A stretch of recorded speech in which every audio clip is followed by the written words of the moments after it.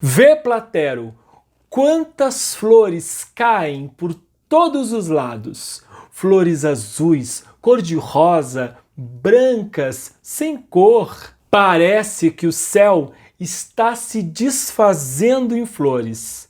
Vê como enchem de flores minha testa, meus ombros, minhas mãos. O que farei com tantas rosas? Chegou a primavera e vamos abrir essa estação das flores com esse lindo poema do espanhol Juan Ramón Jiménez, que está no livro Platero e Eu. Sejam todos bem-vindos, eu sou Kleber Fabiano e esse é o seu Papo de Pro.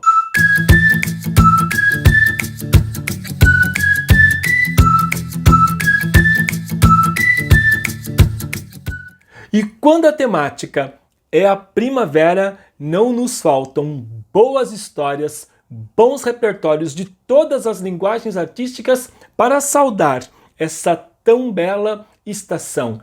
Primavera, o primeiro verão, aquela estação que anuncia a estação de final de ano, no nosso caso, no Hemisfério Sul, das férias, do calor, da companhia das pessoas que nós tanto amamos. Primavera. Se nós buscarmos etimologicamente, nós vamos ter a ideia de primeiro verão. Olha que coisa bonita, toda a natureza se transforma, o nosso corpo se transforma, as flores, tudo aquilo que está em nossa volta. Parece que o mundo respira de uma maneira muito diferente. E nós precisamos mesmo respirar com muita esperança depois da vivência terrível dessa pandemia nos meses do outono e do inverno. Eis que a primavera surge com grandes esperanças, com grandes possibilidades de dias incríveis. E para nós iniciarmos esse bate-papo, eu quero apresentar para vocês e recomendar uma história da queridíssima Ruth Rocha, que se chama A Primavera da Lagarta. Ruth Rocha traz uma narrativa engraçadíssima, cheia de meandros no que diz respeito à transformação da lagarta. E ela começa falando de um comício que teve na floresta. Sim, teve na floresta um grande comício. Todos participaram.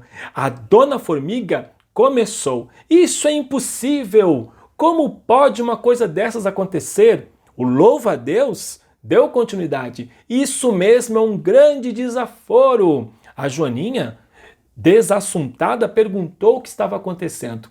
Até que explicaram que estava acontecendo o seguinte: a lagarta estava comendo todas as folhas.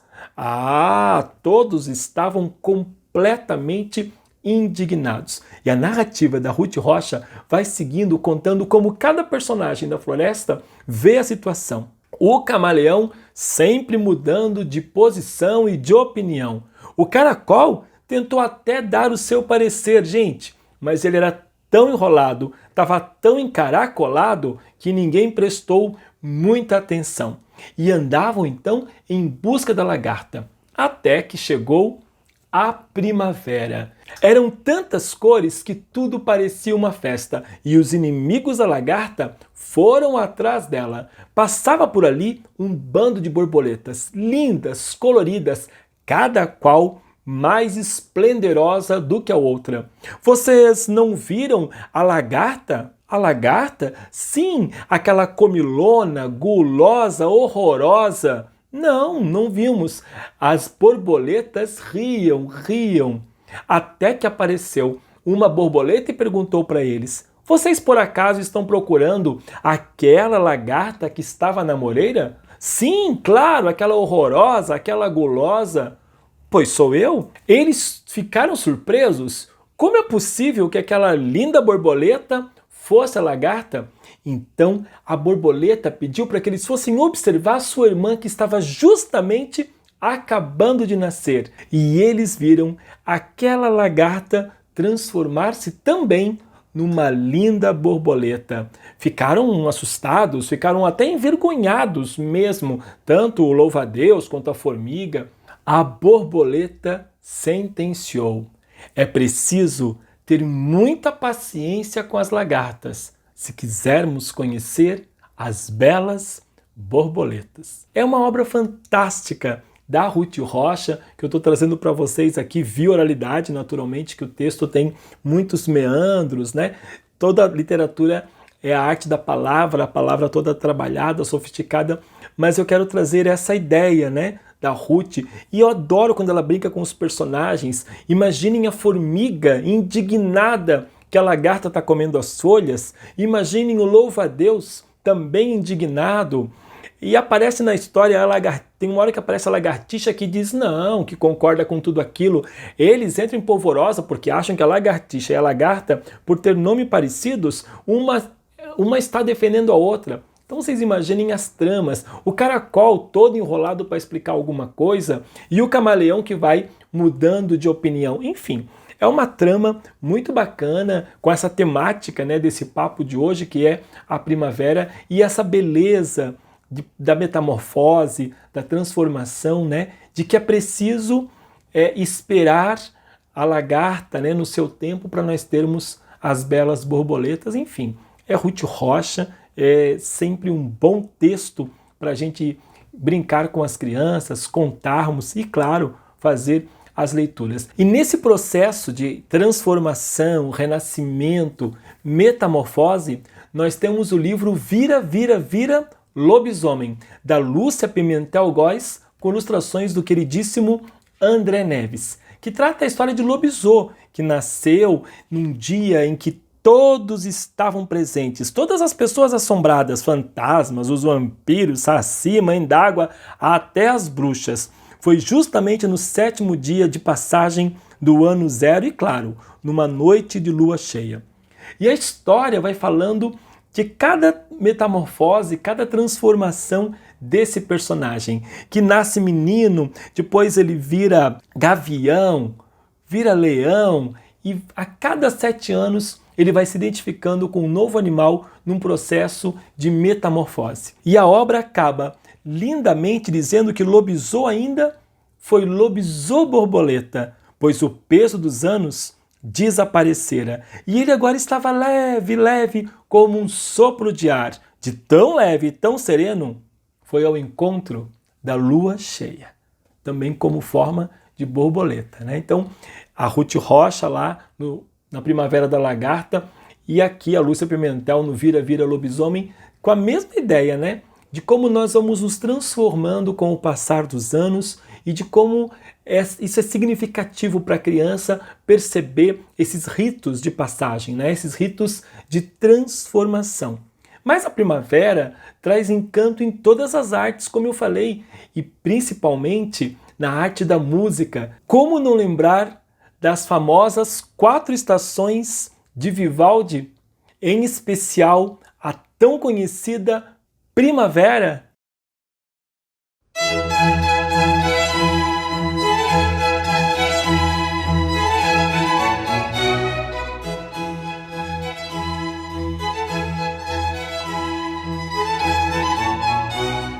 E que tal apreciarmos a valsa Vozes da Primavera, de Johann Strauss?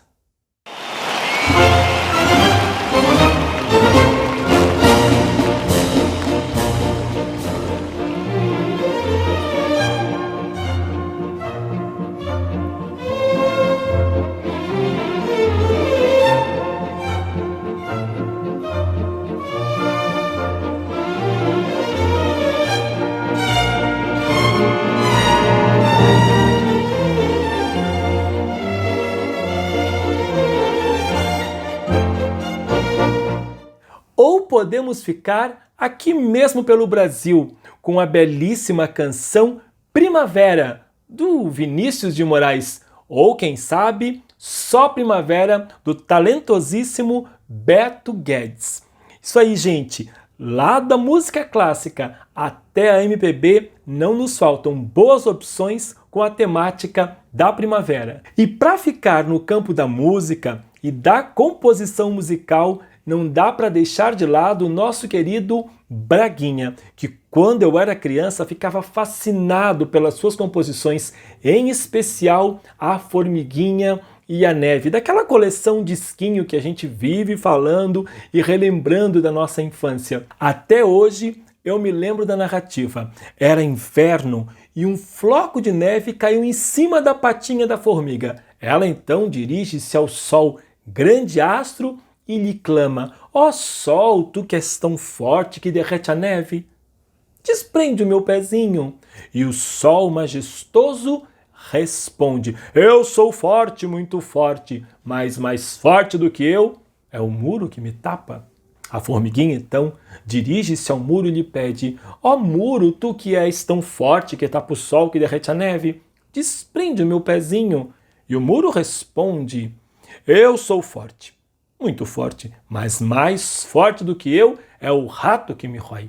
Vendo por ali passar o senhor Ratazana, a formiguinha lhe pede: ó senhor rato, tu que és tão forte que rói o muro, que tapa o sol, que derrete a neve, desprende o meu prezinho. O rato responde: mais forte do que eu é o gato que me persegue. A formiguinha então pede pro gato: ó gato, tu que és tão forte que persegue o rato, que rói o muro, que tapa o sol, que derrete a neve, desprende o meu pezinho.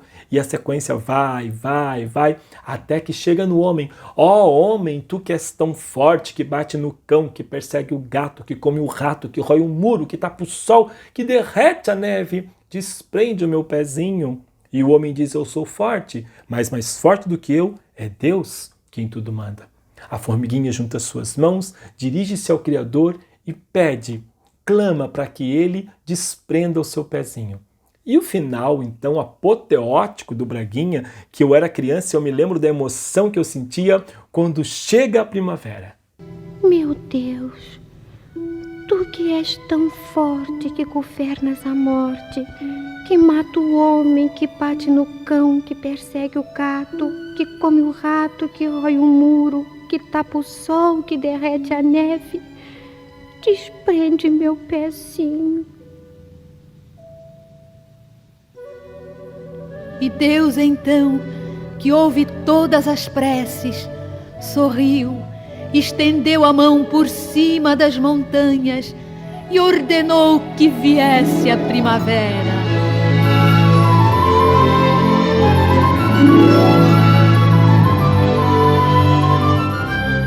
Vendo essa imagem e ouvindo justamente essa interpretação, dá aquele saudosismo de infância ao ouvir a coleção de esquinho. E essa história, gente, ficou, no meu coração, na minha mente há tantos e tantos anos. Olha quando a gente conta a história para as crianças, como marca, como grava e como isso fica na memória e na mente dos nossos pequenos. Além dos registros na música e na literatura, a primavera também trouxe inspiração para grandes artistas plásticos. É o caso de Botticelli, com a sua belíssima Primavera, que está lá na cidade de Florença, na Itália, dentro do museu chamado Galleria degli Uffizi. Uma obra belíssima. E claro, podemos também trazer o Gauguin com a sua Sagrada Primavera. Outra obra belíssima para compor os quadros aí da nossa temática primaveril. Na sétima arte, tantas foram as produções que trouxeram a primavera, esse momento mágico, para as telonas, mas em especial eu gostaria de fazer uma indicação de um filme chamado Cerejeiras em Flor.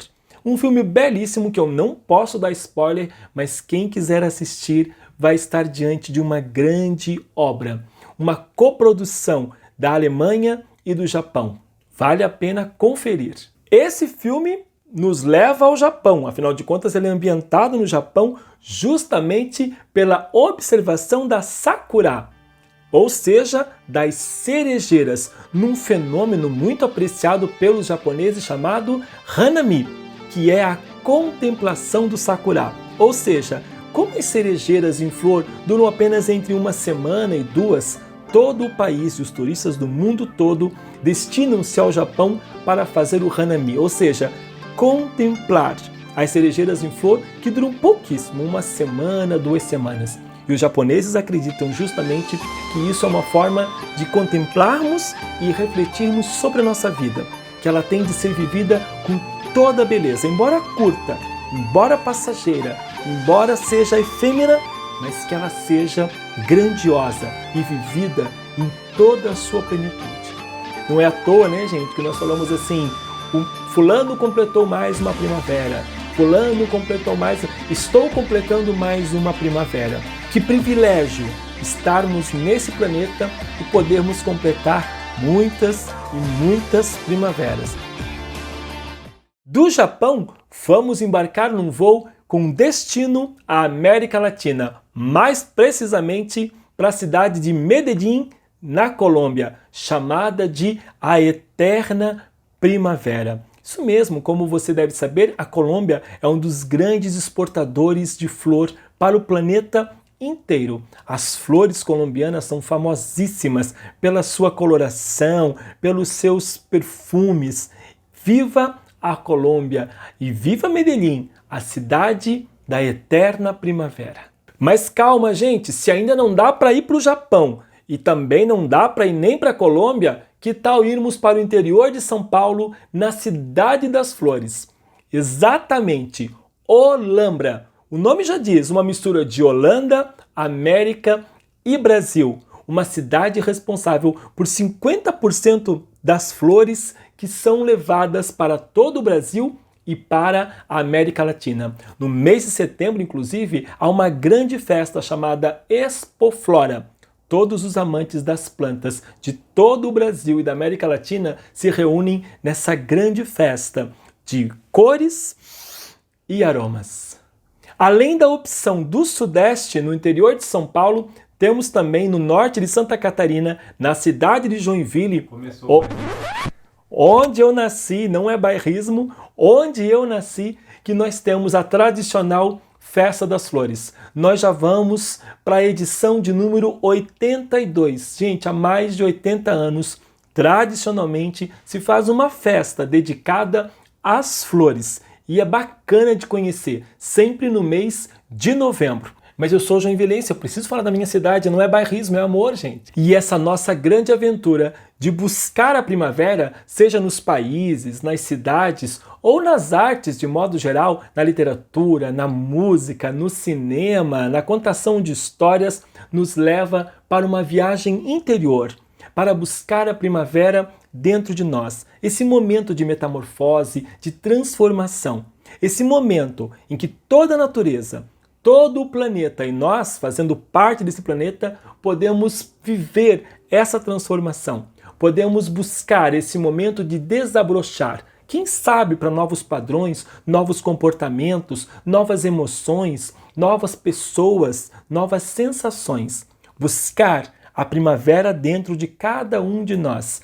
Primeiro, apreciar a beleza da vida. Apreciar a beleza do que nos cerca. Mesmo com todas as dificuldades, mesmo tendo passado por esse tenebroso, rigoroso inverno, com tantas mortes, com tantos casos de pandemia, mas quem sabe, agora com um pouquinho mais de esperança, os números começando a baixar, reviver a esperança, reviver nessa primavera que ora se inicia um novo momento, um momento de passagem, uma espera, pelo verão, pelo sol que está se anunciando, pelas flores desabrochando, pela natureza que se transforma em nós e no planeta. Feliz primavera e até o próximo Papo de Pro!